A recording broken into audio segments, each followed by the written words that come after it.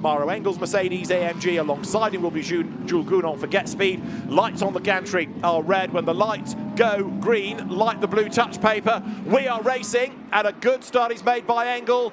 Gounon slots in behind him as they drop down towards turn one. Others on their toes trying to dive up the inside as they come then 3-4 wide in the mid-pack into the braking zone. Engel will lead Gounon. Bortolotti just gets up the inside in third place then as the cars wriggle their way. 1 or 2 run wide, and now down they head towards turn 3 for the first time. Those that are off the road eventually get themselves back on, but Engel, a tidy start, he's going to lead. Really went, didn't he? And Gounon had to tuck in early. No major contact through the first 2 corners. What have we got here? Rover BMW running wide. Big snap of oversteer for one of the Aston Martins there. I think that's the Valkenhorst one inside of turn 6. They're still all clean at the moment. Come to you car pushing the AF course, and look at them 4-5 wide, streaming all the way back through to the final part of this 60-car field nearly. So the cars charge on to the Mistral straight for the first time. Our 2 pit starters have joined in, but at the moment Maro Engel is getting away, is he not? Because he's building a gap over Bortolotti, who is up now into second place as the cars accelerate their way into Scene. They don't use the chicane, of course, for this. It is that flat-out blast all the way now into the right-hander. So it is Engel leading. It's Bortolotti in second place. It is Jules Gounon in third. It's Marvin Kirchhoffer's McLaren running in fourth. Then you've got Einstein Guven's Porsche in fifth. There it is. And he, in turn, is under attack, is he not? This is the view through Le Beausset. Engel building that gap, knowing exactly what he's got to do. Bortolotti looks like he's just starting to gap Gounon a bit. Remember, this isn't going to be the story of an hour. Just because Engel started fastest doesn't mean the whole stint will go that way. Porsche getting up on the curb, running wide. All the teams can run different tyre pressures. As we see a McLaren getting down the inside of Guven. Who was that? That's Dean McDonald. He's had a good start, hasn't he? He's got away from Sandy Mitchell, the 2 Scots starting alongside each other on the 4th row. It's been a really clean opening lap so far from everyone. Definitely in the top 20 as they stream across. Looks like Ramos just got turned around in the background last corner. That's going to cause carnage. He's rolling backwards, trying to get off the racing line. One of the Mercedes was that Martin in the Boots and VDS car. It just looked like Ramos was at the apex and got turned around. Couldn't say who was at fault. Yeah, it certainly was a Boots and VDS Mercedes. There were 2 of them, as you rightly say. So one badly delayed. We'll try and piece it together because I think Tom Fleming has been delayed in all of that, and Dustin Blattner, because they are late through, and also Nicola Rossi's Ferrari. So quite a few have been shuffled around out of all of that. Gazzo came through in 47th place in number 10 Boots and VDS Mercedes, and that was the lower place of the 2. So I think it might have been him rather than Maxime Martin's car. Anyway, at the end of that one, it was Engel leading by 11/10. So Maro Engel may not have been as quick as his co-drivers in terms of position in his session, as in Auer was quickest in Q1, Matteo Cairoli quickest in Q2, Maro Engel was not quickest in Q3, but he's building a gap and he's leaving Bortolotti, Gounon, McDonald, Kirchhoffer and Guven to argue it out amongst themselves. The Lamborghini then in second spot of Mirko Bortolotti, starting to edge away just ever so slightly from Gounon. Yeah, Bortolotti though is taking 2.5 tenths out of him at the opening part of this lap, and that Lamborghini is quick in a straight line. It's got 3 or 4 kilometers an hour over that Mercedes in front. So let's see how it flows for the next 2 laps. Maybe Bortolotti is going to be able to challenge Engel shortly. Thierry Vermeulen in the Verstappen.com Aston, the 2Cs car, up into 11th place. Goes through, and there you've got Alex Buncombe now having, in fact, wriggled past him on this lap. So Buncombe's gone up, or back up 1 spot. Number 60 there is the Finlay Hutchison-driven Lamborghini. That was at the start of this lap in 19th place, but it's going to be shuffling and shuffling all the way through now. There is 32, the WRT BMW. Charles Weerts, 9th at the start of the lap.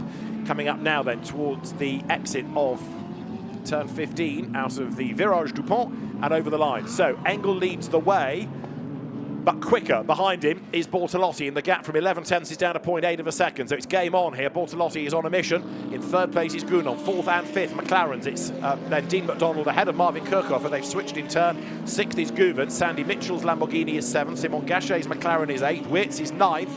There's a big effort up the inside for the Mustang, number 64. That's Arjun Maini to try to displace Ezekiel Perez Compact, but he can't do it.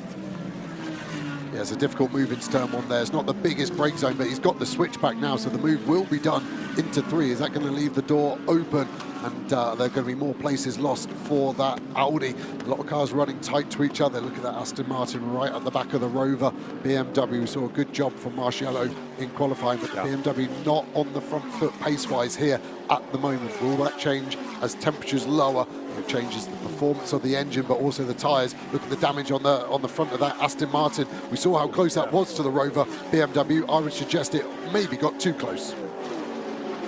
So that's going to have to pit because the scrutineers will want it in, or that bodywork's going to rip off and be a hazard anyway. So come what may, it's going to have to bail for the pit lane. Is that Sorensen, number 7, 007, the Spa 24 winning car of last year, the same driver combination. You can see the damage, you can see it buckling up at the front, so visibility is going to be obscured. No, it's 21, isn't it? It's the other ComTU car, Nicholas Bart at the wheel of it, Kirby Pavels, Jamie Day, the other drivers. Nico Bart's the son, of course, of the owner of ComTU, so if anyone's going to damage it, better be him, I guess. But that's bound for the pit lane, isn't it? And I think actually there's more damage on the right front corner. Yeah, there's no way the bonnet's just popped up without anything. No. The mechanics will have a quick look and they'll see if they can just get through the race with some tank tape for now, just to pin it back down. They don't need to access the engine, so as long as they secure it good enough, that's okay. Strategy-wise, I can't see them being able to do anything.